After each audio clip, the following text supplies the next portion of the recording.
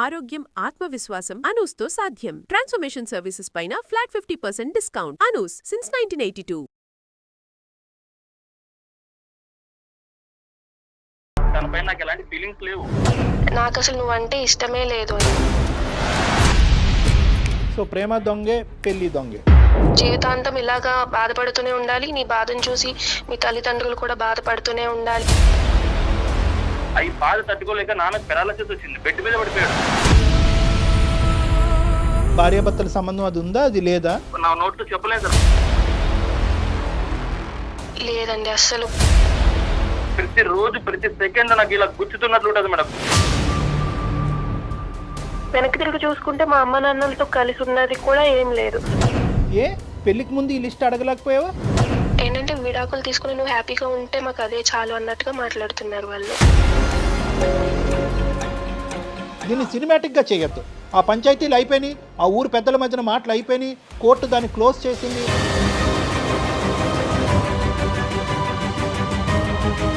అదే మా నాన్నని బెడ్ మీద చేసిన తర్వాత నాకు జీవితం అయితే నేర్పించింది. ఇప్పుడైతే మాట్లాడినా కూడా మాట్లాడటం లేదు సార్. నీ పాత్ర కూడా ఉంటది దీంట్లో. ఊరికే నేను పంపించింది అనుకుంటున్నావా?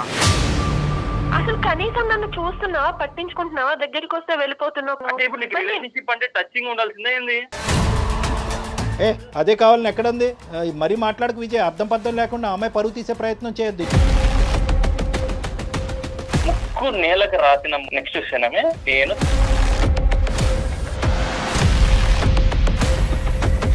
విజయ్, అది ప్రాబ్లం అని నువ్వు అనుకుంటున్నావు, తను అనుకోవట్లేదు. తను ఎందుకు ఇన్వాల్వ్ చేస్తున్నావు అంటోంది. కాదు విజయ్, ఎలా కరెక్ట్ విజయ్, ఎలా కరెక్ట్ విజయ్? ఇది నేను జీర్ణించుకోలేకపోతున్నాను. ఎలా కరెక్ట్ విజయ్? ఈరోజు గీత తల్లిదండ్రులు కడుపును పుట్టడం అనేది పాపమా? తను చేసిన పాపమా? Doctor Narayana hotel management college వారు సమర్పించు అందమైన జీవితం కార్యక్రమానికి స్వాగతం. నమస్తే కళ్యాణ్ గారు. కళ్యాణ్ గారు, మనకి గీత అని మెయిల్ చేశారండి. వైఫ్ అండ్ హస్బెండ్ మధ్య ఇష్యూ, ఇద్దరు రిలేషనే, ఏరి కోరి పెళ్లి చేసుకున్నారు. రీజన్స్ వింటే చాలా సిల్లీగా అనిపించినాయి అండి నాకైతే అమ్మాయి పెట్టిన మెయిల్ ప్రకారం చూస్తే.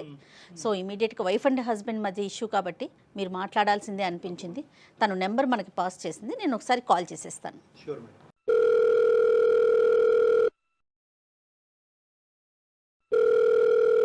హలో హలో గీతమ్మా? అవునండి, ఎవరు? నేను జయానండి, అందమైన జీవితం ప్రోగ్రామ్ నుంచి కాల్ చేస్తా ఉన్నాను. నమస్తే అమ్మా. నమస్తే అండి. సో నాతో పాటు డాక్టర్ కళ్యాణ్ గారు ఉన్నారు, మీరు మాట్లాడటానికి వీలుగా ఉన్నారా? ఓకే మ్యామ్, మాట్లాడతాను. ఒక్కసారి మాట్లాడండి. డాక్టర్ గారు ఉన్నారు, మీ సమస్య ఏంటో క్లియర్గా చెప్పండి అమ్మా. నమస్తే. నమస్తే గీత. నమస్తే డాక్టర్ గారు. చెప్పమ్మా. సార్, నాకు పెళ్ళై 1.5 years అవుతుంది. నేను మా మేనమామ కొడుకు మా బావ విజయ్ని పెళ్లి చేసుకున్నాను సార్. నేను బావ చిన్నగా ఉన్నప్పుడే మా మామయ్యకి అండ్ మా అమ్మ వాళ్ళకి ఒక ప్రాపర్టీ విషయంలో చాలా గొడవలే అయ్యాయి సార్. సార్, అంటే అది అమ్మ వాళ్ళు మావయ్యను అండ్ మావయ్య వాళ్ళ అమ్మను చాలా మాటలు అనుకున్నారు. ఈ ప్రాపర్టీ విషయంలో పెద్ద మనుషులు కూడా మాట్లాడారు, కానీ అది మాత్రం తేలలేదు అప్పుడు. అండ్ వీళ్ళ ప్రాపర్టీ విషయం కోసం పోలీసులు, స్టేషన్లు, కాంప్రమైజ్లు అని చాలానే జరిగాయి సార్ ఈ మధ్యలో. అప్పటి నుండి ఇంకా గొడవలు ఎక్కువ అవడం, కోర్టుల వరకు వెళ్ళడం, ఇలా అంతా జరిగింది సార్. ఆఖరికి ఆ ప్రాపర్టీ కూడా మా అమ్మ వాళ్ళకే వచ్చింది. ఆ ప్రాపర్టీ కూడా మా అమ్మ నాన్నలు మా బావకి కట్నం కింద రాసి ఇచ్చేశారు మా పెళ్ళయిన తర్వాత. 15 సంవత్సరాల నుండి అమ్మ వాళ్ళకి మావయ్య వాళ్ళకి మధ్యలో మాటలు అవి ఏమీ లేవు సార్. పెళ్లి చేసుకున్న తర్వాత నుండి 1.5 year నుండి చూస్తున్నా, బట్ కలవట్లేదు, మాట్లాడడం లేదు. ఏదో ఒక బొమ్మని చూసినట్టు, ఏదో ఒక వస్తువుని చూసినట్టు చూస్తున్నారు తప్ప అసలు పట్టించుకోవడం కూడా లేదు. కానీ విజయ్ వెంటబడి నిన్ను చేసుకున్నాడమ్మా? అవునండి, మనం కలిస్తే వాళ్ళ గొడవలన్నీ పోతాయి, కుటుంబం అంతా ఒకటవుతుంది అని ఒప్పించి మరీ పెళ్లి చేసుకున్నారు. అదే వాళ్ళ సైడే వాళ్ళే ముందుకొచ్చారు. తనే ముందుకొచ్చాడు. ఇప్పుడు ఏంటంటే మా పెళ్లి అయితే వాళ్ళు కలుస్తారు అన్న ఉద్దేశంతో పెళ్లి చేసుకున్నాము. మరి పెళ్లి తర్వాత కలిసారమ్మా? కలిసారండి. కాదమ్మా గీత, ఇది ఒక చిన్న డెలికేట్ ఇష్యూ కదా. 2 కుటుంబాలు కలుస్తాయని చెప్పి అప్పటి వరకు మాట్లాడుకొని మీరిద్దరూ ఏ విధంగా ఇష్టపడ్డారు? అంటే నీకంటూ ఒక ఒపీనియన్ ఉంటుంది కదా, అంటే చాలా గొడవలు వేస్తాయి, పోలీస్ స్టేషన్లు, కోర్టుల వరకు, అవమానాల వరకు వెళ్ళుంటాయి కదా. మరి అవన్నీ పక్కన పెట్టేసి ఈ రాత్రి మర్చిపోయి పెళ్లిపేటల మీద కూర్చుని పెళ్లి చేసుకునేంత ఈజీయా అది? నాకు మా బావ విజయ్ అంటే నాకు చాలా ఇష్టం సార్. నేను పెళ్లి చేసుకుంటే బావని చేసుకుంటా అనుకునేదాన్ని. అలాగే విడిపోయిన మా ఫ్యామిలీలు 2 కూడా కలుస్తాయి. 15 ఇయర్స్‌గా గొడవ పడుతున్నారు కానీ మా పెళ్లితో అయినా కలుస్తారు అన్న ఉద్దేశంతో మేము ఇలా పెళ్లి చేసుకున్నాం సార్. తర్వాత ప్రయాణం ఎలా జరిగిందన్న? పెళ్ళయిన తర్వాతే తెలిసింది తనేంటంటే మా వాళ్ళ మీద రివెంజ్ కోసమే పెళ్లి చేసుకున్నారు అన్నట్టుగా తెలిసింది. అదే ఏంటి ఇలా ఏంటి అని అడిగితే, అవును నేను రివెంజ్ కోసమే చేసుకున్నాను, నువ్వంటే అసలు ఇష్టమే లేదు అన్నట్టుగా మాట్లాడుతున్నారు ఇప్పుడు. ఏ స్థాయి వరకు గొడవలు అయినాయి, దానివల్ల ఎంత అవమానం విజయ్కి జరిగింది, విజయ్కి కానీ తన కుటుంబానికి, దానివల్ల ఇప్పుడు ప్రతీకారం అనే మాట వస్తుంది. అంటే ఏదైనా కూడా ప్రతీకారం తీసుకోవటం అనేది తప్పు మాటే, కానీ గొడవ ఏ స్థాయి వరకు వెళ్ళింది అనేది వివరాలు ఉన్నాయి నీ దగ్గర? వాళ్ళు కోర్టుల దాకా వెళ్ళి కంప్లైంట్స్ ఇచ్చి మధ్యవర్తి మధ్యలో పెట్టడము, ఆ టైంలో కూడా పోలీసులది ఇంటికి రావడం. ఓ ఓకే ఓకే. ఇంకా మా అమ్మ వాళ్ళు అనకూడని మాటలు చాలానే అన్నారు మావయ్య వాళ్ళని. అవన్నీ విని తట్టుకోలేక మావయ్య గారికి కూడా పెరాలసిస్ అవి వచ్చాయి. ఈ విపరీతమైన సంఘటనలు జరిగి ఎంతకాలం అయింది? ఇంకా అంత పదిలంగా ఉన్నాయా అబ్బాయి మనసులో? అంటే ఎప్పుడు జరిగింది ఇది? ఒక 10 years బ్యాక్ అయ్యింది సార్ ఇవన్నీ. అంటే తను కూడా ఇంటికి రావడం, ఈ గొడవల్లో ఇన్వాల్వ్ అవ్వడం, అంటే వాళ్ళ డాడీకి ఇలా అయిన తర్వాత కోర్టుల చుట్టూ తను కూడా తిరగడం, ఇలా అంతా జరగడం వల్ల తను ఇంకా బాగా గుర్తుపెట్టుకున్నాడు. అండర్స్టూడ్. అయితే మరి అది ఏ మాత్రం నీకు కొద్దిగా కూడా కించంతు కూడా కనిపించలేదమ్మా? అంటే అతని మనసులో ఇది ఎక్కడన్నా దాగుందేమో అని చెప్పి ఆ థాట్ రాలేదా నీకు? లేదండి, తను మాట్లాడే మాటలు అవన్నీ విన్నాక నాకు ఏమనిపించిందంటే తను ఇంకా మేము కుటుంబాలు కలవాలి అని అనుకున్నారు అన్నట్టుగా అనిపించింది తన మాటలన్నీ విన్నాక. ఆలోచించింది ముందు అంటే కొంచెం బానే ఉన్నాము. ఏంటంటే ఒక 1 month 2 months ఏంటంటే కొంచెం బానే మాట్లాడేవాళ్ళు. అంటే పెళ్ళయిన తర్వాత కొంచెం చుట్టాలు అది ఉంటారు కాబట్టి కొంచెం బానే మాట్లాడారు. బట్ ఏంటంటే తర్వాత ఆయన మొత్తం చేంజ్ అయిపోయారు. అసలు ఎందుకు ఇలా చేస్తున్నారు, అసలు ఏమైంది, అసలు ఏం చెప్పకుండా కొంచెం మారుకుంటూ వచ్చారు. గట్టిగా అడిగేసరికి ఇప్పుడు చెప్తున్నారు ఏంటంటే, నేను మీ అమ్మ వాళ్ళ మీద రివెంజ్ కోసమే నేను పెళ్లి చేసుకున్నాను తప్ప నాకు అసలు నువ్వంటే ఇష్టమే లేదు అని చెప్పి. మీ ఇద్దరి మధ్యన ఎలా ఉందమ్మా రిలేషన్షిప్? ఎలా ఉంది? అంటే ఫిజికల్ భార్యాభర్తల సంబంధం అది ఉందా, అది లేదా? లేదండి, అసలు నన్ను ముట్టుకోవడం లేదు ఆయన. కనిపిస్తే చాలు పక్కకి వెళ్ళిపోతున్నారు. పెళ్ళైనప్పటి నుంచి ఇప్పటి వరకు అసలు మీ ఇద్దరి మధ్యన ఆ ఫిజికల్ ఆస్పెక్ట్ లేదా? లేదండి, అసలు. దగ్గరికి వెళ్ళినా కూడా నన్ను ముట్టుకోకు, నా దగ్గర నుండి వెళ్ళిపో అని అసహించుకుంటున్నాడు. నాతో కనీసం ఇప్పుడైతే మాట్లాడినా కూడా మాట్లాడడం లేదు సార్. పగ తీర్చుకోవటానికి ఇదంతా ఆడుతున్నటువంటి ఇది అన్నది నీకు ఎప్పుడు అర్థమైంది? నువ్వు బాగా టెన్షన్లో ఉన్నావు. అంటే ఎలా తెలిసింది అంటే ఒక్కొక్క రోజు ఒక్కొక్కలా బిహేవ్ చేస్తున్నారు. నాకు ఫస్ట్ లో అర్థం కాలేదు. Unpredictable behaviour. చెప్పమ్మా. ఫస్ట్ లో అర్థం కాలేదు అసలు ఏం మాట్లాడుతున్నారు, ఏంటి, ఎందుకు ఇలా ఉంటున్నారు అనేది అర్థం కాల. మేబీ చాలా రోజుల తర్వాత కలిశారు కదా పేరెంట్స్ ని, ఏమన్నా కొంచెం గుర్తొచ్చాయా ఏంటి అన్న ఒపీనియన్ లో నేను ఉన్నాను. కానీ ఆయన మొత్తానికి దీని మీదే ఇదే గుర్తు పెట్టుకుని పెళ్లి చేసుకున్నారు అన్న విషయం నేను అసలు తెలుసుకోలేకపోయా. రోజుకి కొంచెం గొడవలు అవ్వడం వల్ల అది కొంచెం తెలుస్తుంది అసలు ఎందుకు ఇలా ఉంటున్నారు ఏంటి అని అడగడం వల్ల కొంచెంగా చెప్తున్నారు ఆయన, నేను ఎలాగే ఎందుకోసమే చేసుకున్నాను, మీ వాళ్ళ మీద రివెంజ్ తీసుకోవడం. మావయ్య అత్తయ్య ఎలా ఉన్నారు గీత? వాళ్ళు నీతో ఎలా ఉంటారు? వాళ్ళు మొత్తం నాకే సపోర్ట్ చేస్తున్నారు. వాళ్ళ మనసులో ఏం బాధ లేదమ్మా? గతం జరిగినటువంటి గొడవలు, ఆ బాధ ఇప్పుడు మీ ఆయన పెట్టుకున్నంత ఇదిగా వాళ్ళు పెట్టుకోలేదా? లేదండి, వాళ్ళు ఏంటంటే కలిసిన తర్వాత వాళ్ళు మా అమ్మ వాళ్ళు అత్తయ్య వాళ్ళ ఇంటికి రావడం, అత్తయ్య వాళ్ళు మా అమ్మ వాళ్ళ ఇంటికి వెళ్ళడం అంతా బానే ఉంది. వాళ్ళు కూడా నాకే సపోర్ట్ చేస్తున్నారు. సరే, ఇప్పుడు ఏమంటాడు అంటే ఇంతేనా జీవిత ప్రయాణం, ఇంతేనా? అంటే నువ్వు అలా సఫర్ అవుతూనే ఉండాలి, అతని దగ్గర నుంచి ఎటువంటి support, emotional bond, physical relationship ఏది ఉండదు, ఇలా ఎండగట్టినట్టు ఇలా బతకాలా జీవితాంతం? అదేనా అతని ఉద్దేశం? అవునండి, నేను ఆల్రెడీ అప్పటికీ అడిగాను, నీకు ఇదే ఉద్దేశం ఉంటే ఇప్పటి వరకు బాధ పెట్టింది సరిపోదా అని చెప్పి కూడా అడిగా. లేదు, నువ్వు జీవితాంతం ఇలాగా బాధపడుతూనే ఉండాలి, నీ బాధను చూసి మీ తల్లిదండ్రులు కూడా బాధపడుతూనే ఉండాలి అన్నట్టుగా అంటున్నారు. సో బావా నువ్వు ఈ పెళ్ళి అనేటటువంటి కారణం నిమిత్తం మీరిద్దరు మళ్ళీ మాట్లాడుకోవటం అనేది ఆల్మోస్ట్ 1.5 year అంటే 8 years తర్వాతే మాట్లాడుకోవటం మీరు దగ్గర అలా ఏం కాదు, ఒక 1 year గా ప్రేమించుకుని పెళ్లి చేసుకున్నాం. పెళ్లి చేసుకున్నాక 1.5 year అయింది ఇప్పుడు. నేనేమనుకున్నానంటే ఇంతగా డైరెక్ట్గా రారా అని చెప్పి వెంటబడి పెళ్లి పెట్టిన మీద డైరెక్ట్ కూర్చున్నారు అనుకున్నా. కాదు 1 year జర్నీ చేశాడు. 1 year జర్నీ చేసిన తర్వాత అంటే తను ప్లాన్డ్ గానే ముందుకెళ్ళాడు, ముందుగానే అనుకున్నాడు ఇట్లా చెయ్యాలి ఇది సినిమాల్లో చూస్తుంది అట్లానే ఉంది కదండి. కాదమ్మా, ఇప్పుడు నువ్వు మాకు ఈ మెయిల్ పంపించడానికి కారణం ఏంటి తల్లి? అంటే ఏ విధంగా మేము అంటే అడ్రస్ చేయగలం అన్నది, అంటే నువ్వు ఒకప్పుడు అతను ఒప్పుకుంటే ఏంటి, ఒప్పుకోకపోతేనేంటి, 2 సైడ్లు ఓకేనా నీకు? ఎలా ఉంది నీ పరిస్థితి ఏంటి చెప్పు? ఇప్పుడు నా పరిస్థితి ఎలా ఉందంటే నేను ఆఖరికి విడాకుల కోసం కూడా అడిగాను. బట్ ఏంటంటే నువ్వు ఇలా జీవితాంతం ఇలాగే ఉండాలి, నేను నిన్ను ముట్టుకోను, ఇంకొకరు నిన్ను ముట్టుకోవడానికి వీల్లేదు అన్నట్టుగా అంటున్నారు. ఎంత క్రూయల్ గా ఆలోచిస్తున్నారో నిజంగా. ఇంకేమైనా ఫిజికల్ అబ్యూస్ ఏమైనా ఉందమ్మా? అంటే కొట్టడం కానీ లేదంటే లేదండి, అలాంటిది ఏం లేదు. ఓన్లీ ఏంటంటే మాటలతో మాత్రమే బాధ పెడుతున్నారు.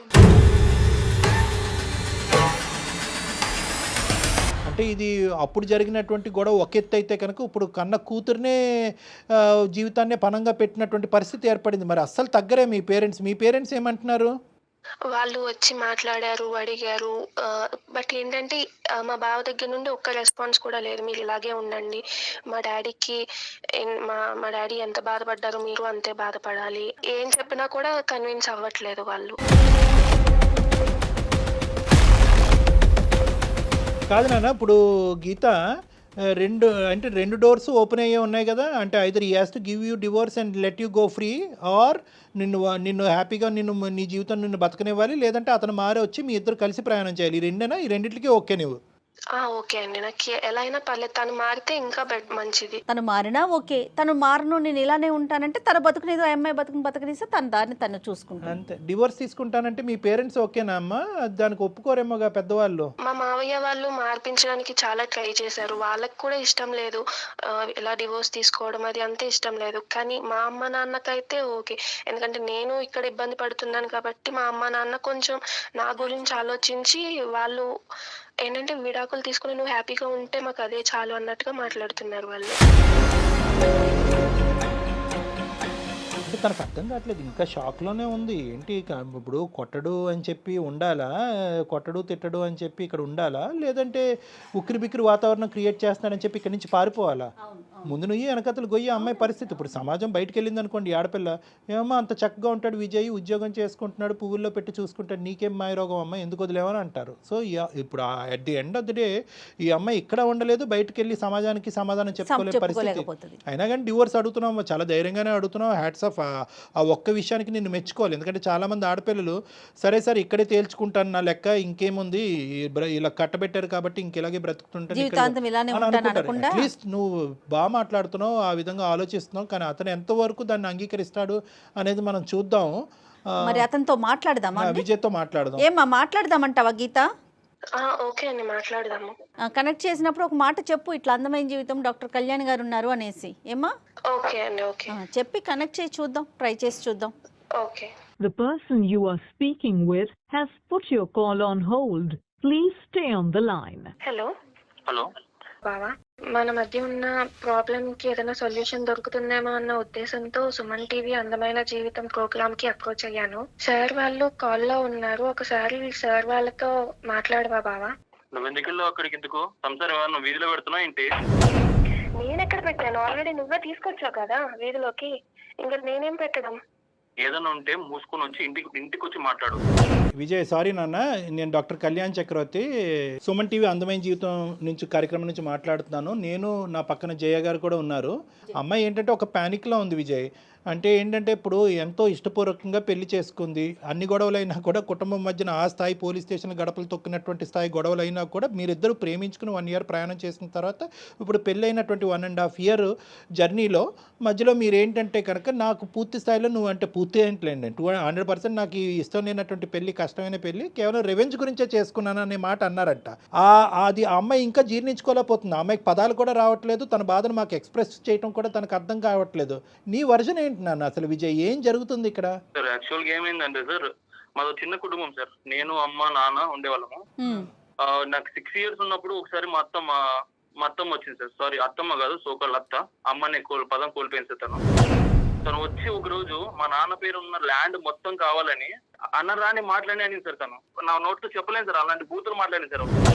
ల్యాండ్ కావాలని మా నాన్న పేరు మీద ఉన్నా కూడా తనకే కావాలని చాలా ఇబ్బంది పెట్టింది సార్. అన్నరాని మాట్లాడి అనింది సార్. అనిన తర్వాత మా నాన్న అంటే మా తాత వాళ్ళ పెద్ద మనిషి అందరూ కూర్చోబెట్టి తనతో చెప్పారు సార్, ఇది మంచి పద్ధతి కాదు అండి అన్నా చెల్లెల బంధము, సో మీరు ఇలా చేయడం తప్పు అంటుంది. పెద్ద మనుషులు కూర్చోబెట్టిన పంచాయతీలు చేశాం సార్ మేడం. గ్రామంలో మొత్తం వాళ్ళంతా పెద్ద మనుషులతో చేయించాం. ఓకే అన్ని ప్రయత్నం చేశారు. ఇక కాంప్రమైజ్ అవ్వట్లేదు మేడం. ఎలా అయినా తనకి ఆ ల్యాండ్ కావాలని అలా కూర్చొనే ఉంది తను. అదేలే విజయ్. ప్రతిరోజు మేడం మా అమ్మ నమ్మరో మీరు, ప్రతిరోజు ఏడ్చింది మేడం. అవి బాధ తట్టుకోలేక నాన్నకు పెరాలసిస్ వచ్చింది, బెడ్ మీద పడిపోయాడు. తనకి బాత్రూమ్కి వెళ్ళాలన్నా ఇక్కడ ఏ చిన్న వెళ్ళాలన్నా ఒక పర్సన్ కావాలి. అబ్బా దీన్ని తట్టుకోలేక మేడం రోజు రోజుకి తనకు వేరే డిసీజ్ వచ్చి చీమలు కుట్టే మేడం. చీమల తన బెడ్ మీద వెళ్ళేవాడు. మీరు అర్థం చేసుకోండి ఎలాంటి సిచ్యువేషన్ లో ఉన్నాడు మా నాన్న ఆ టైంలో. అదేలే విజయ్. ఓకే. ఆ సిచ్యువేషన్ నాకు తెలుసు మేడం, ప్రతిదీ నేను ఫేస్ చేశాను. నాకు ఆ తర్వాత పోలీస్ స్టేషన్ లోకి వెళ్ళాం మేడం. పోలీస్ స్టేషన్ చుట్టూ తిరిగాం, కోర్టు చుట్టూ తిరిగాం. వాళ్ళకి వచ్చింది మేడం, కేసు గెలిచారు వాళ్ళు. తర్వాత అదే ల్యాండ్ కట్నం మీద నా పేరు మీద రాశారు మా అత్తయ్య. సో మీది మీకు వచ్చేసింది, అంటే దేని వల్ల అయితే ఇబ్బంది పడ్డారో అది మీకు వచ్చింది అంతే కదండి. ఫైనల్ గా కోర్టుకు వెళ్ళినా జరగనటువంటి కార్యక్రమం పెళ్లి జరిపించింది. సర్లేండి పోన్లేండి. ఈ బాధ ఎవరు పెట్టుకుంటారు మేడం? ఈ బాధ నేను నాకు తెలుసు మేడం. మీకు ప్రతి రోజు ప్రతి సెకండ్ నాకు ఇలా గుచ్చుతున్నట్లు ఉంటుంది మేడం. మీ బాధను అసలు ఎవ్వరం తగ్గించలేమండి. అది నిజంగా ఫేస్ చేసిన వాళ్ళకే తెలుస్తుంది. కానీ అసలు గీతకేం సంబంధం ఇందులో? మీరు అది చెప్పండి. సంబంధం అన్నప్పుడు మేడం, ఇప్పుడు మా అత్త మా నాన్నకి అలా అన్నప్పుడు అక్కడ ఎవరు మేడం సఫర్ అయింది? నేనే కదా మేడం. అయితే మా అత్తకి నేను శాడిజం చూపిస్తా, అక్కడ సఫర్ అవ్వాల్సింది తనే కావాలి. ఇప్పుడు నేను ఇలా సంసారం చేయకోకుండా తనతో ఇలా ఉండడం వల్ల మా అత్తకి ఎంత మెంటల్ గా ఉంటుంది చెప్పండి. టచ్ చేయకోకుంటే నువ్వు పగ తీర్చుకోవాలనుకుంటే తీర్చుకోలే. కానీ ఈ ఐడియా ఎప్పటి నుంచి వచ్చింది నీకు? అంటే ప్రేమించినప్పటి నుంచే ఉందా, లేదంటే ప్రేమించటం కూడా నాటకమేనా, పెళ్లి ఒకటే నాటకమా? తనపైన నాకు ఎలాంటి ఫీలింగ్స్ లేవు, ఎలాంటి బ్యాడ్ ఒపీనియన్ కూడా లేదు సార్. సో ప్రేమ కూడా దొంగ ప్రేమే. దొంగ ప్రేమ ఏం కాదు సార్. మరి ఆ లెక్కన ఈ లెక్కన ఈ రెండిట్లో ఏదో ఒకటే తేలాలి. నీ ప్రేమ దొంగదా, లేదంటే పెళ్ళి ఒకటే దొంగ? నువ్వు వాస్తవానికి ప్రేమించినప్పుడు నీకు ఈ పగ తీర్చుకోవాలనేటువంటి ఆలోచన అప్పుడు రాలేదు. పెళ్లి చేసుకున్న తర్వాత బహుశా నువ్వు ఏం చూసావో ఏం విన్నావో నాకు తెలియదు, కానీ పగ అనేటటువంటి ఆలోచన అప్పుడు వచ్చిందా? ప్రేమించుతున్నప్పుడే మీరిద్దరు కలిసి ప్రయాణం చేస్తున్నప్పుడే అప్పుడే వచ్చిందా? నేను చిన్నప్పుడే అనుకున్నా సార్, ఎలా అయినా మా అత్త మీద ప్రతీకారం తీర్చుకోవాలనుకున్నా. సో ప్రేమ దొంగే పెళ్లి దొంగే. 1.5 years బట్టి మోసం చేస్తున్నావు, ఎండగడుతున్నావు అనుకున్నావు, కానీ ఇది 1.5 years + 1 year అనమాట. అంటే 2.5 years బట్టి ఆ అమ్మాయికి చుక్కలు చూపెడుతున్నావు నువ్వు, అంతే కదా విజయ్? ఏం సాధిద్దామని విజయ్? మా అత్త ఏం చేసిందంటే సార్, మొత్తం ఊర్లో అందరూ పంచాయతీ చేసి మొత్తం మా నాన్న క్యారెక్టర్ బ్యాడ్ చేసింది సార్. తను ఇలా అంట మా నాన్నకి ఇలా అయిన తర్వాత మా అమ్మ పైన ఎంత బ్యాడ్ ఒపీనియన్ చేసిందంటే మొత్తం ఊర్లో వాళ్ళంతా ఏంటి మీ అమ్మ ఇలా మీ నాన్న ఇలా అని ప్రతి ఒక్కరు అలా అడుగుతుంటే ఎలా ఉంటుంది సార్ నాకు?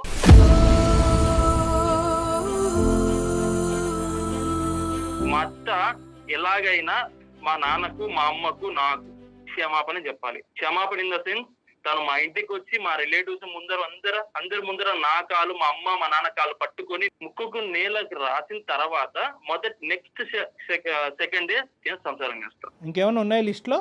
ఉన్నాయి సార్, చాలా ఉన్నాయి సార్. ఏ పెళ్లికి ముందు ఈ లిస్ట్ అడగలేకపోయావా? ఇక్కడ రెండు ఆస్పెక్ట్స్ మనం చూసుకుందాం అన్న విజయ్. ఒక్క 2 నిమిషాలు నా వయసుకు కానీ నా అనుభవానికి కానీ గౌరవిస్తూ ఒక 2 నిమిషాలు విను. ఇక్కడ 2 ఇష్యూస్ ఉన్నాయి. ఒకటి, మీ జీవితంలో మీ తల్లిదండ్రులకి జరిగినటువంటి అన్యాయం, మీ తల్లిగారికి జరిగినటువంటి అవమానం అవనివ్వండి, లేదంటే నాన్నగారు మంచాన పట్టడం అనివ్వండి, జీవితాంతం అమ్మ నాన్నగారికి సేవ చేయటం, చిన్నప్పటి నుంచి నీకంటూ ఒక సంతోషం పోయింది, ఈ కోర్టు కేసు వల్ల ఒక సంతోషం పోయింది, ఒక పిల్లవాడుగా నువ్వు అనుభవించవలసినటువంటి ఆనందాలు అన్నీ పోగొట్టుకున్నావు. దీనికి మాకు పూర్తి స్థాయి స్థానుభూతి ఉంది, నన్ను అందులో డౌటే లేదు. ఎందుకంటే కనుక ఇప్పుడు ఆ రోజులు నాకు తెలుసు. ఇప్పుడు ముక్కు నెలకు రాస్తుందో తల చెట్టుకు రాస్తుందో అదంతా నాకు తెలియదు, కానీ నువ్వు పోగొట్టుకున్నటువంటి రోజులు మీ అత్త జీవితంలో తీసుకురాలేదు. అదేవిధంగా ఇక్కడ నువ్వు గుర్తుపెట్టుకోవాల్సింది ఏంటంటే, గీత ఇప్పటికీ కూడా తను కూడా అప్పుడు చిన్నపిల్లే, బహుశా నీకంటే ఇంకా చాలా చిన్నపిల్ల. ఆ అమ్మాయి కూడా అనుభవాలు చూసింది. మీ అత్త ఒక 2 మాటలు అంటే కనుక మీ నాన్న ఒక 3 మాటలు అని ఉంటారు. ఆ గొడవలు రోడ్డున ఎక్కినాయి, పంచాయతీలు జరిగినాయి, ఆవిడ ప్రాపర్టీకి ఆస్తిపడింది. సరే, ప్రాపర్టీకి ఆవిడ ఎందుకు ఆస్తిపడింది, దాని పూర్వపరాలు ఏంటనేది ఈరోజు ప్రస్తావన కాదు. గీత కూడా అనుభవించలేదని నువ్వు అనుకుంటున్నావా? గీత, నువ్వు చెప్పమ్మా, మీ ఇంట్లో ఎలాంటి ప్రాబ్లమ్స్ ఫేస్ చేశారో అప్పుడు అసలు నీకు తెలుసా, ఊహ ఉందా? ఏంటంటే ఆ గొడవల వల్ల నేనైతే నా పేరెంట్స్ కి కూడా దూరంగా వెళ్ళి హాస్టల్లో ఉండాల్సి వచ్చింది. కనీసం ఇంట్లో ఉండి వాళ్ళ అమ్మ నాన్న దగ్గర ఉండి కనీసం వాళ్ళ ప్రేమనన్నా పొందారు. బట్ నాకైతే వెనక్కి తిరిగి చూసుకుంటే మా అమ్మ నాన్నలతో కలిసి ఉన్నది కూడా ఏం లేదు. ఇప్పుడు పెళ్లి చేసుకుని వచ్చి ఒక ఇంట్లో ఉన్నాననే గానీ ఇప్పుడు కూడా నన్ను పట్టించుకోవట్లేదు. ఇప్పుడు నేను ఎక్కడికి వెళ్ళి ఉండాలి, అసలు ఏం చెయ్యాలి, ఎవరి దగ్గరికి వెళ్తే నా ప్రాబ్లం సాల్వ్ అవుతుంది, అసలు ఏం తెలియకుండా ఉన్నాను మ్యామ్. అందుకే నేను కూడా మీ దగ్గరికి అప్రోచ్ అయ్యాను. ఇప్పుడు విజయ్, నీకు ఇక్కడ ఒక పాయింట్ కనెక్ట్ అవుతుందా? అంటే నేను ఇక్కడ అంటే నీ ఇమోషన్ నీకు ఉన్నాయి, ఇంట్లో జరిగినటువంటి పరిస్థితులకి చాలా భయంకరమైనటువంటి పరిస్థితులు. నిజంగా మీ నాన్నగారిని నేను కళ్ళతో చూడలేదు, కానీ ఊహించుకుంటూనే నువ్వు డిస్క్రైబ్ చేసినటువంటి అంశాలను ఊహించుకుంటూనే నా మనసు తరుక్కుపోతుందన్న. చాలా బాధ. ఏంటంటే దట్స్ ఆన్ హ్యూమానిటేరియన్ గ్రౌండ్స్ చాలా బాధ. అంటే మానసికంగా ఒక మనిషి మీద పడేటటువంటి ఒత్తిడి, సొంత కుటుంబ సభ్యుల దగ్గర నుంచి పడేటటువంటి ఒత్తిడి ఎప్పుడైతే పరువు రోడ్డున బజారున పడతాదో అప్పటి వరకు పరువు కలిగినటువంటి కుటుంబం ఒక పెద్ద మనిషి మానసికంగా ఏ స్థాయిలో దెబ్బతింటే కనుక అతని నరాలు బలహీనపడి పారాలిసిస్ వస్తుంది అనేది నేను అర్థం చేసుకోగలను ఒక మానసిక వైద్య నిపుణుడు. ఇంకోటి ఎలా అంటే సార్, నేను పడిన శోభ కంటే తను ఇప్పుడు ఇంకా 1% సార్ ఇంకా ఉండే తను 1%. అది ఎలా డిస్క్రైబ్ చేస్తావమ్మా విజయ్? సార్ నేను ఫేస్ చేస్తాను సార్, నాకు తెలుసు సార్. ఇప్పుడు మీరు అదే నా సిచ్యువేషన్ లో వేరే ఉంటే ఇలా కాంప్రమైజ్ అయ్యాలి. ఎవరున్నా కూడా బాధే, ఓకే. కానీ ఆ బాధ తర్వాత ఆ బాధ వల్ల ఏర్పడేటటువంటి ప్రతీకార ధోరణిలోనే నీ వ్యక్తిత్వం నా వ్యక్తిత్వం అనేది డిఫరెంట్ ఉంది నాన్న. బాధ అందరిది ఒకటేనన్న.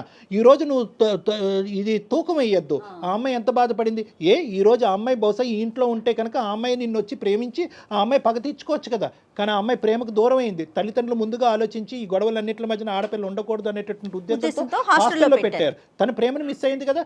బహుశా ఏంటంటే ఆ అమ్మాయి ఇంట్లో ఉండుంటే కనుక నీకంటే వాళ్ళ తల్లిదండ్రులు పడినటువంటి బాధను నీకంటే ఎక్కువ వివరంగా చెప్పేది. ఇందాక నుంచి నాకు అర్థం కావట్లేదు.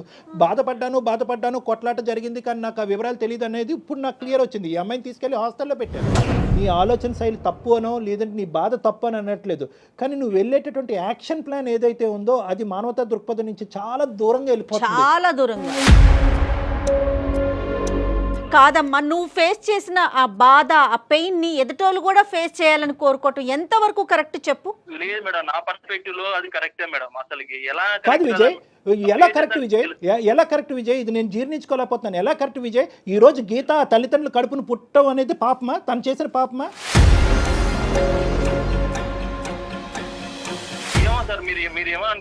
అలా కాదు నాన్న, ఇది వాళ్ళ తల్లి ఒక న్యాయబద్ధమైనటువంటి పోరాటం చేయటం వల్లే కదా కోర్టు ఆస్తి తీసుకెళ్లి మీ అత్తగారికి ఇచ్చింది. అయితే కనుక ఆ అత్తగారు ఈ ఆస్తి నాదే అని చెప్పి చంకన పెట్టుకోలే కదా. మీరిద్దరు ప్రేమించుకున్నారు కాబట్టి మీ చావు మీరు చావండి అని అనలే కదా. అదే కట్నంగా నీకు ఇచ్చిందిగా.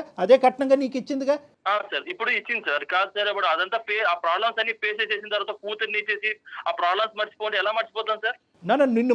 నువ్వు మర్చిపోగలవా లేదా అనేటటువంటి కాన్సెప్ట్ కాదు నేను అనట్లేదు. ఇది ఎప్పుడు చల్లారుతుంది? నేను జీవితాంతం ఎలాగే ఉంటాను. వాళ్ళ కడుపును నువ్వు పుట్టినందుకు నువ్వే ఎలా బాధపడాలి? నువ్వు బాధపడుతూ ఉంటే కనుక వాళ్ళు నరకం అనుభవించాలి. నేను విడాకులు ఇవ్వను, చస్తే ఇక్కడే చావు అనేటటువంటి పద్ధతి ఏంటి నాన్న? ఎప్పుడు చల్లారుతుంది నీ పగ? అసలు నీ పగ అనేటటువంటి దానికి మీనింగ్ ఉందా? మా నాన్న బైక్ ఎక్కి నేను ఇది ప్రపంచం చూసాను సార్. అదే మా నాన్నని బెడ్ మీద చేసిన తర్వాత నాకు జీవితం ఏదో నేర్పించింది. ప్రతిసారి నేను ఒక మ్యారేజ్ అనేటటువంటి కాన్సెప్ట్ గురించి మాట్లాడుతుంటే గీత ఇందులో ఎలా ఇన్వాల్వ్డ్, గీత పరిస్థితి ఏంటి, గీత ఫ్యూచర్ ఏంటి, నీ పగ ఎప్పుడు చల్లారుతుంది అంటే కనుక నువ్వు మీ తండ్రి గారి దగ్గర తీసుకెళ్తున్నావు. నేనేం మాట్లాడలేను. మీ నాన్నగారి యొక్క పరిస్థితిని ఈరోజు తీసుకొస్తే నేనేం మాట్లాడలేను. ఆ గొడవలు అలా అయినాయి, ఆ మానసిక ఒత్తిడి అతనికి గురయ్యారు, దానికి సానుభూతి చూపెట్టడం తప్ప మీ నాన్నగారి యొక్క పరిస్థితిని నేను మార్చలేను, భగవంతుడు మార్చలేడు, ఎవరు చేయలేరు ఇది. కానీ దానికి ఇలా చిక్కుముడిగా ఒకదానికొకటి కలుపుకుంటూ పోతూ గీత మీద పగ తీర్చుకుంటూ మీ అత్త మీద పగ తీర్చుకుంటూ ఎప్పటికి ఎండ్ అవుతుంది? ఈ ఎండ్ పాయింట్ ఏంటి? నీ కడుపు ఎప్పుడు చల్లారుతుంది? దీనివల్ల ఇంకో కాన్సెప్ట్ కూడా నేను చెప్తున్నాను. నీ టోన్లో కూడా ఎక్కడ నాకు హ్యాపీనెస్ కనిపించట్లేదు నాన్న. నువ్వు పగ తీర్చుకుంటున్నాను అని కాల్ రెగరేస్తున్నావు, కానీ ఎక్కడ నీ టోన్లో కూడా హ్యాపీనెస్ లేదు. నువ్వు సఫర్ అవుతున్నావు. నీ జీవితం ఇటువంటి పెళ్లి జరగాలి, ఒక ప్రేమ లేనటువంటి పెళ్లి చేసుకుంటూ ఆ ప్రేమలో పగే కాన్సెప్ట్గా ముందుకెళ్ళిపోవాలనేది నువ్వు ఎప్పుడన్నా వర్ణించుకున్నావా? ఎప్పుడన్నా అనుకున్నావా? నా లైఫ్ అయినా పర్లేదు సార్, నాకు లైఫ్ అయినా పర్లేదు, తను మాత్రం అలా అవ్వాల్సిందే సార్. నాకు 100% పెడితే తను 200% మా అత్త సఫర్ అవ్వాలి. అయ్యేంత వరకు నా లైఫ్ ఏమైనా పర్లేదు సార్. నాకు వేరే నువ్వు మా అమ్మని సఫర్ అయ్యేలాగా చెయ్యి, నేనేం కాదన్ను. బట్ మధ్యలో నన్ను ఎందుకు లాగుతున్నావు? అసలు నాకు అసలు తెలియని విషయాల్లోకి నన్ను లాగి నన్ను ఇన్వాల్వ్ చేసి చెప్పు అసలు నన్నెందుకు లాగుతున్నావు మధ్యలోకి? నేను ఏం చేశా అని చెప్పు. నీ పాత్ర కూడా ఉంటది దీంట్లో. ఊరికే నిన్ను ఊరికే పంపించదు, ఏదో చేసే ఉంటది. ఊరికే నేను పంపించింది అనుకుంటున్నావా? నాన్న టార్చర్ చేసేటటువంటిది అయితే కనుక సంవత్సరంన్నర పాటు ఎండగట్టి జీవితాన్ని రోడ్డుకి ఇడిసినప్పుడు తన కొన్న కూతుర్ని ఒకే ఒక కూతురు జీవితాన్ని ఇలా చేసినప్పుడు ఈ పాటికి ఇప్పుడు వరకు చేతులకి ఇలా కట్టుకుని కూర్చుంటది అనుకున్నావా? మీ అత్త ఒకదానికి నువ్వే క్రియేట్ చేసుకుంటున్నావు, అల్లుకుంటున్నావు. ఈ అమ్మాయి పాత్ర ఉందంటావేందయ్యా బాబు? అసలు నీకేమైనా కాన్సెప్ట్ ఉందా? నీకేమైనా అర్థం అవుతుంది? ఈ అమ్మాయి పాత్ర ఏంటి? పుట్టెరిగి ఈ అమ్మాయి హాస్టల్లో కూర్చుంది, ఇప్పుడు ఈ అమ్మాయి పగ తీర్చుకుంటుందని అనుకుంటున్నావా? ఏమన్నా వాళ్ళు డైలీ మాట్లాడతాడు సార్. డైలీ వాళ్ళ అమ్మ ఫోన్ చేస్తుంది, ఫోన్ చేసి ఏదో చెప్తుంటది. ఎక్కడ సావాలి కూతురు? ఎక్కడ సావాలి? తన కడుపు ఇప్పి మాట్లాడుకుని తన కష్టాన్ని చెప్పుకోవటం కూడా పాపమేనా? నువ్వు మాట్లాడవు వాళ్ళ అమ్మ క్యారెక్టర్ మామూలు కాదు సార్. ఎలా అయినా మమ్మల్ని ఇబ్బంది పెట్టడానికే చూస్తారు వాళ్ళు. సో వాళ్ళు తను అలా చేసే ఉంటది సార్, పక్క చేసే ఉంటది, చేస్తుంది కూడా. కానీ ఇప్పుడు ఇబ్బంది పెట్టేది మిమ్మల్ని కాదు కదా, మీరే నన్ను ఇబ్బంది పెడుతున్నారు కదా. అదే మా అమ్మ ఏదో చేసేది అయితే కనుక నేను కదా నిన్ను బాధపెట్టాలి. అంతే కదా, కరెక్ట్ కాదు కాదమ్మా, పెళ్లి చేసుకొని మనం ఇద్దరు పెళ్లి చేసుకున్నాం కదా, ప్రాబ్లమ్స్ కూడా షేర్ చేసుకో. అసలు కనీసం నన్ను చూస్తున్నావా, పట్టించుకుంటున్నావా? దగ్గరికి వస్తే వెళ్ళిపోతున్నావు పక్కకి. నాకు అవసరం లేదు. ఇప్పుడు నీకు రిలేషన్షిప్ అంటే టచింగ్ ఉండాల్సిందే ఏంది? ఇది నాగరికంలో మాట్లాడే మాటలు కాదు విజయ్. టచ్ కావాలి అనేటటువంటి కోరుకోవటం తప్ప ఒక ఆడపిల్ల భర్త దగ్గర నుంచి తప్ప విజయ్? నీ డెఫినేషన్ ఏంటి? రిలేషన్షిప్ ఒక భాగం అంతే సార్, కానీ అదే కావాలనేది తప్పు. అదే కావాలని ఎక్కడుంది? మరీ మాట్లాడకు విజయ్, అర్థం పర్థం లేకుండా అమ్మాయి పరువు తీసే ప్రయత్నం చేయొద్దు. నేను ఫేస్ చేస్తున్న ప్రాబ్లం తను షేర్ చేసుకోవాలా లేదా? విజయ్, అది ప్రాబ్లం అని నువ్వు అనుకుంటున్నావు, తను అనుకోవట్లేదు. తను ఎందుకు ఇన్వాల్వ్ చేస్తున్నావు అంటోంది. ఇలా ఫేస్ అవుతున్నా కదా, వాళ్ళ అమ్మకి పోయి చెప్పచ్చు కదా, ఇలా అయింది మేడం, ఇలా అయిందమ్మా, ఇలా అయింది. విజయ్ ఏమంటున్నాడంటే వెళ్ళి తను కాలు పట్టుకొని వాళ్ళ అమ్మ నాకు చెప్పమను, అయిపోయా వెళ్ళని కూడా. మనం ఇప్పుడు కంక్లూజన్కి వస్తున్నాం. ఒకే పాయింట్ విజయ్, నీ కండిషన్ ఏంటి? నీలో ఒకటైతే నాకు బాగా అర్థమైంది, ఇప్పటికీ కూడా ఈ అమ్మాయి అంటే కొద్దిపాటి ప్రేమ ఉంది. నీకు ప్రేమ లేదు అని నేను అనుకోవట్లే. లేదంటే కనుక ఇంత 2.5 years పాటు నువ్వు కపట నాటకం ఆడే అంత కెపాసిటీ నీకు లేదు, కానీ ఎంతో కొంత ప్రేమ ఉంది. కానీ ఇప్పుడు ఏంటంటే కనుక ఇప్పుడు ఈ పెళ్ళికి వాళ్ళ అమ్మ ముందుకొచ్చి చెప్పేటటువంటి క్షమాపణకి ముడిపెట్టావు, అంతే కదా? నీ కండిషన్స్ ఏంటి? మీరిద్దరూ హ్యాపీగా ఉండాలంటే నీ కండిషన్స్ ఏంటో ఒకటిసారి నాకు చెప్పు.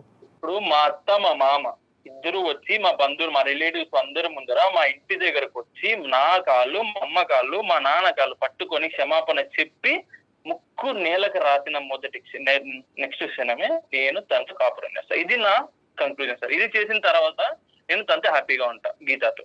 నువ్వు హ్యాపీగానే ఉంటావు, గీత హ్యాపీగా ఉంటుందా నీతో? వాళ్ళ తల్లిదండ్రుల చేత ఇవన్నీ చేయించేది అంటే ఇండైరెక్ట్గా ఈ మంత్రం వేసినా ఆ మంత్రం వేసినా ఒకేలాగా ఉంది ఇక్కడ పద్ధతి. ఇప్పుడు ఏంటంటే ఇప్పుడు నువ్వు ముందుకు రావట్లేదు, రేపొద్దున గీత వాళ్ళ తల్లిదండ్రులు చేసి నానా చాకరీ చేపిస్తుంది. ఇప్పుడు ఆ అమ్మాయి ఏమంటుంది కాన్సెప్ట్? ఆ అమ్మాయి ఇప్పుడు నీ కండిషన్ నువ్వు చెప్పా, ఆ అమ్మాయి కండిషన్ కూడా చెప్తాను విను. ఏమండి, మనిషి మారి పద్ధతిగా వస్తే కనుక నేను కంటిన్యూ అవుతా, లేదంటే తూర్పు తిరిగి దండం పెట్టమనండి, వాడు నాకు అక్కర్లేదు, నాకు డైవర్స్ ఇవ్వండి అని చెప్పింది. అంతేగాని ఆ అమ్మాయి వచ్చి కావాలంటే మా అమ్మ నాన్న వచ్చి అతను కాలమే పడతాడు, గుమ్మం మీదకి వచ్చి ముక్కు తలో నేలకు రాస్తారు, ఈ కాన్సెప్ట్లు ఏమో ఆ అమ్మాయి చెప్పలేదు. అర్థమైందా? సో ఇక్కడ వినండి ఒక్క నిమిషం వినండి. ఈ కథ కంచికెళ్ళింది అనేటటువంటి విధంగా రెండు కుటుంబాలు ముందుకు వచ్చినాయి. ఎవరైతే కనుక పగా కోపంతో రగిలిపోవాల్సినటువంటి మీ తల్లిదండ్రులే అటువైపు వాళ్ళని క్షమించి ముందుకు వచ్చారు. నువ్వు వాళ్ళ కడుపును పుట్టినటువంటి నువ్వు ఈ అమ్మాయిని ఒక 6 నెలల్లో సంవత్సరం పాటు ప్రేమించి నీ ఇష్టపూర్వకంగానే పెద్దల సమక్షంలో పెళ్లి చేసుకున్నావు. ఎన్ని కేసులు పెట్టుకున్నా నేను డైవర్స్ ఇవ్వను, ఏమని చేసుకుని నేనైతే నాతోనే కాపురం చేయాలి, నాతోనే బాధలు పడాల్సిందే తనంతే. గీత, ఇప్పుడు ఈ కాన్సెప్ట్ ఇప్పుడు కొత్త కాన్సెప్ట్ ఏం కాదు. 1కి 10 సార్లు నీతో చెప్పాడంట మీ అమ్మ నాన్న వచ్చి కాళ్ళు పట్టుకుని క్షమించాలి అనేటటువంటిది. ఇది మీ పేరెంట్స్ వరకు తీసుకెళ్లారా? ఒకప్పుడు అదే తీసుకెళ్ళి ఉంటే కనుక నీ ఉద్దేశం ఏంటి, మీ పేరెంట్స్ ఉద్దేశం ఏంటి? సార్ వాళ్ళనైతే నేను అడగలేను సార్. నేను ప్రేమించి తనని పెళ్లి చేసుకున్నా. ఇప్పుడు తనంటే నాకు ఇష్టము. ఇప్పుడు నేను వెళ్ళి చెప్పమంటే చెప్తారు. బట్ మరీ ఆయన చెప్పిన విధంగా అంటే కొంచెం నేను వాళ్ళకి చెప్పలేను సార్. క్షమాపణ అంటే నేను చెప్పించగలను. నాకు కూడా ఏంటంటేనమ్మా గీత, నాకు కూడా ఇది గుచ్చుకుంటుంది. అంటే నేను కూడా ఈ విధంగా మాట్లాడకూడదు, ఎందుకంటే ఒక టెక్నికల్గా ఒక సైంటిఫిక్ పద్ధతిలో మాట్లాడవలసినటువంటి డాక్టరు తప్పొప్పులు అప్పటి నుంచి జరిగినటువంటి గొడవలు ఏ స్థాయి వరకు వెళ్ళినాయి అనేటటువంటిది ఆలోచించకుండా కేవలం మీ తల్లిదండ్రులను వచ్చి క్షమాపణ చెప్పమన్నమ్మా పెళ్లి తూతూ కలిసిపోతారు అనేటటువంటి పద్ధతి కరెక్ట్ కాదేమో అని నాకు అనిపిస్తుంది. కానీ ఒక పెళ్లిని కాపాడటం గురించి 1000 అబద్ధాలు ఆడాలి, ఒక పెళ్లి జరగటం గురించి 1000 అబద్ధాలు ఆడాలి అని చెప్పి మన పెద్దలు అన్నారు. బహుశా ఏంటంటే కన్న కూతురు ఒకే ఒక్క ఆడపిల్ల నువ్వు, మీ తల్లిదండ్రులు ఇన్ని మెట్లు దిగి ఇక్కడికి కూడా వస్తారేమో అనేటటువంటి నా నమ్మకం అమ్మ. నేను అడగవలసినటువంటి పద్ధతిలో మీ తల్లిదండ్రులతో నేను మాట్లాడతాను. ఇక్కడ క్షమాపణ ఎవరు ఎందుకు చెప్పాలి, చెప్పవలసినటువంటి అవసరం ఏంటని చెప్పి వీళ్ళు మళ్ళీ 15 సంవత్సరాలు గతం అన్ని గొయ్యి తవ్వుకున్నారు అనుకోండి, వీళ్ళిద్దరిని కలపడం కాదు, ఆ 2 కుటుంబాలను విడదీసిన వాళ్ళం అవుతాం మన అందమైన జీవితంలో. కాబట్టి ఇది అది కాదు. ఇది ఏంటంటే కనుక గతం గతః, whatever has happened in the past has happened. ఈ పెళ్లి కలవాలి అంటే కనుక, ఈ పెళ్లి ముందుకెళ్ళాలి, ఇద్దరు జీవితాలు బాగుపడాలి అంటే కనుక పగా ప్రతీకారాలు అనేటటువంటి పదాలు పెళ్లి అనేటటువంటి దాంట్లో వినిపించకూడదంటే కనుక అతను పెట్టినటువంటి కండిషన్ క్షమాపణ. అందులో చెప్పడానికి వాళ్ళు వెనకాడరు, ఎందుకంటే కూతురు జీవితం కాపాడటం గురించి ఒక క్షమాపణ అనేటటువంటిది అడగటానికి, మనస్ఫూర్తయిన క్షమాపణ అడగటానికి వాళ్ళు వెనకాడరు అనేటటువంటి ఆలోచన. ఒప్పుకున్నప్పుడే వాళ్ళు రెడీ అండి. పెళ్లికి ఒప్పుకోవటం కాదు మేడం, 15 సంవత్సరాల పాటు ఒక ప్లాట్ ఒక ల్యాండ్ గురించి ఫైట్ చేసింది ఆ అమ్మాయి, ఇలా ఇచ్చేసింది వెంటనే. ఎందుకు కూతురు జీవితం, అరే నేను ఎందుకు ఫైట్ చేశాను నాకు అర్థం కాలేదు, కోర్టు నాకు ఎందుకు ఇచ్చింది నాకు అర్థం కాలేదు, నా కూతురు కంటే మించింది ఒక ఆస్తి ఏమీ లేదని చెప్పి ఆస్తి వెనక్కి ఇచ్చేసి, అది విజయ్ అర్థం చేసుకోవాలి. ప్రైమరీ పాయింట్ లేదు, నాకు ఆస్తి కావాలి ప్లస్ క్షమాపణ కావాలి, కూతురు కావాలి, అయినా కానీ నేను పగ తీర్చుకుంటానంటే ఆయన చచ్చినట్టు నా దగ్గరే పడి ఉండాలి, నేను వదలను అంటున్నావు నువ్వు. అసలు ఒకటే విజయ్ సరే, నేను కూడా ఇన్ని మెట్లు దిగి అదేం లేదమ్మా వాళ్ళు ఎందుకు క్షమాపణ చెప్తారు, గతం గొడవలే అని నేను ఇప్పుడు అంటే కనుక ఈ క్షణాన్ని మీరిద్దరు విడిపోతారు లేదా ఇదే ఊబిలో ఆ అమ్మాయి జీవితాంతం ఇలాగే ఉండాలి, నువ్వే పగా ప్రతీకారం అంటుకుంటూ నువ్వేమొచ్చి మరి నీ ఉడుకు రక్తం ఏ రక్తం నాకు తెలియదు కానీ ఇలాగే కంటిన్యూ అవుతావు, నీ జీవితం నాశనం, ఆ అమ్మాయి జీవితం నాశనం, అందమైన జీవితం మీ ఇద్దరికి ఏం చేయనట్టు అయిపోతుంది. కాబట్టి నేనేంటంటే ఆ కాన్సెప్ట్స్ అన్ని తీసి పక్కన పెట్టేసి ఒక కన్న కూతురు కన్నటువంటి ఒక తల్లిగా ఆ పెళ్లిని కాపాడటం గురించి ఆవిడ సారీ చెప్పడానికి రెడీ చేపిస్తాను అనే బాధ్యత నేను తీసుకుంటున్నాను. కానీ నువ్వు దీన్ని పెద్ద సినిమాటిక్గా చేయొద్దు ప్లీజ్ విజయ్, దీన్ని సినిమాటిక్గా చేయొద్దు. ఆ పంచాయతీలు అయిపోయినాయి, ఆ ఊరు పెద్దల మధ్యన మాటలు అయిపోయినాయి, కోర్టు దాన్ని క్లోజ్ చేసింది, ఆస్తి ఒకరికి చెందాలనుకుంది, ఆస్తి నాకు వద్దు నా కూతురికి మించింది కాదని చెప్పి అదే ఆస్తి మీ చంకని చేరింది ఈరోజు. ఇటువంటి పరిస్థితుల్లో నువ్వు ఒక మెట్టు దిగాలి. క్షమాపణ అంటే ఆవిడ చెప్పిస్తాను, కాదు సార్ మీరు చెప్పింది ఇప్పుడు నాకు బాగా అర్థమైంది, తల్లి తర్వాత తల్లి లాంటిది మా అత్త, నాకు ఆ క్షమాపణ కూడా అక్కర్లేదు అనే పెద్ద మనసుతో నువ్వు ముందుకు వస్తావా, ఐఎమ్ వెరీ హ్యాపీ. కాదు క్షమాపణే నన్ను చల్లారుస్తుంది అనుకుంటే కనుక ఆ క్షమాపణ వాళ్ళ చేతి చెప్పించడానికి నేను రెడీగా ఉన్నాను. సార్ ఇప్పుడు మీరు ఇంత టైం తీసుకొని మా రిలేషన్షిప్ లో ఇంత మంచిగా చెప్పారు సార్. నాకు రియల్ గా చెప్తున్నా, ఏదో మీరు చాలా అంటే మా నాన్నే నాకు ఇలా చెప్తున్నారు అంటే మా ఫ్యామిలీ మెంబర్ గా మీరు ఇలా చెప్తున్నారు సార్. రియల్ గా ఓకే సార్, మీరు చెప్పిన దానికి నేను కాంప్రమైజ్ అవుతాను. కాంప్రమైజ్ విత్ క్షమాపణ వితౌట్ క్షమాపణ మీరు చెప్పిందని నాకు అర్థమవుతుంది సార్. ఎక్కడో తప్పు నాది కూడా ఉంది సార్. ఎందుకంటే గీత నేను ఇంత బాధ పెట్టాను, బట్ ఓకే నేను తన్ని చాలా చాలా ప్రేమగా చూసుకుందాం అనుకుంటున్నాను సార్. కానీ అర్థమైందమ్మా, అది అర్థం కాబట్టే మాకు కూడా విజయ్ సింపుల్ తెలుసా, సింపుల్ లాజిక్. అసలు అందమైన జీవితం డాక్టర్ కళ్యాణ్ చక్రవర్తి జయ కూడా ఇక్కడ అక్కర్లేదు, ఏమీ లేదు. నీ మనసు ఇలా రగిలిపోతుంది అనేటటువంటిది ఓపెన్ హార్టెడ్గా నువ్వు ఎవరితో డిస్కస్ చేయకపోవటం అనేది ప్రధానమైన సమస్య. ఎవరు కూడా నీ లోపల రగిలిపోతున్నటువంటి అంశం, ఒక అనవసరమైనటువంటి అంశం, ఒక గతానికి సంబంధించినటువంటి అంశం, అది వదిలేసారా, పగలు ప్రతీకారాలన్నీ తీసి పక్కన పెట్టి కలిసి ప్రయాణం చేయటం, జీవితాన్ని అందరూ సుఖమయం చేసుకుందాం, కలిసి ఉంటే కలదు సుఖం అనే ఒక్క పదం ఎవరైనా కానీ నాలాంటి పెద్ద మనిషి ఎవరైనా నీ మనసులో పెట్టుంటే కనుక ఈ 1.5 year కూడా వేస్ట్ అయ్యి ఉండదు. నిజంగా నీ భార్య దేవత నాన్న. ఎందుకు అంటే కనుక ఆ అమ్మాయి మొత్తం చెప్పినటువంటి దాంట్లో కేవలం వణికిపోతూ భయపడుతూ ఏడుస్తూ మాట్లాడిందే కానీ ఎక్కడ కూడా నా భర్త శాడిస్టానో, లేదంటే నా భర్త పనికిరాని వాడనో, లేదంటే పగ తీర్చుకుంటున్నాడు, గతానికి సంబంధించినటువంటి పగ తీర్చుకుంటున్నాడు అనేది చెప్పిందే కానీ నువ్వు ఒక శాడిస్టానో ఒక భయంకరమైన డిస్క్రిప్షన్ ఎక్కడ ఇవ్వలేదు నీ గురించి. ఓపిక పట్టింది, వాళ్ళ తల్లికి చెప్పిందే కానీ ఎక్కడ కూడా ఈ గొడవలు పెరిగేటటువంటి విధంగా వాళ్ళ తల్లి వచ్చి మీ జీవితాల్లో ఇన్వాల్వ్ అవ్వకుండా అక్కడ కూడా జాగ్రత్త పడింది. అన్ని విధాలుగా జాగ్రత్త పడినటువంటి ఒక గొప్ప స్త్రీ నన్ను నీ భార్య, అది ఎప్పటికీ నువ్వు అర్థం చేసుకోవాలి. అవును సార్, డెఫినెట్ గా నేను యాక్సెప్ట్ చేస్తాను సార్. కానీ వాళ్ళతో ఒక్కసారి చెప్పాను సార్, మా ఫ్యామిలీ వాళ్ళకి అంతే. మా అమ్మకి మా నాన్నకి మా అత్త ఒక్కసారి చెప్పానండి. ఏమో మనకు తెలియదు, ఈ పాటికే చెప్పేసుకున్నారేమో వాళ్ళు అంత హ్యాపీగా మాట్లాడుకుంటున్నారంటే. సరే, నీ కోరిక మేరకు నేను ఒక్కసారి ఇరువైపుల తల్లిదండ్రులతో ఒకసారి మాట్లాడతాను. వాళ్ళందరూ కూర్చుని నీతో పాటు మాట్లాడతారు.